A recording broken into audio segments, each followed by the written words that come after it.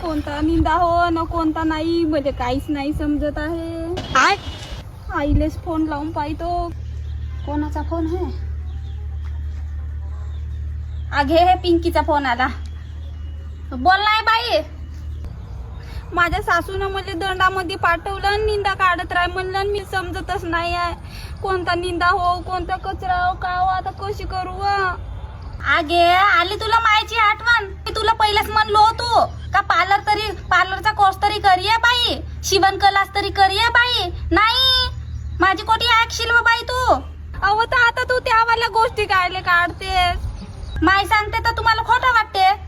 आता शिवण क्लास ना पार्लरचा कोर्स केली असतीस तर घरात नसती बसून राहिलीस का?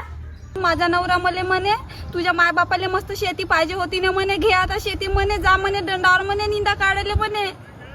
लग्न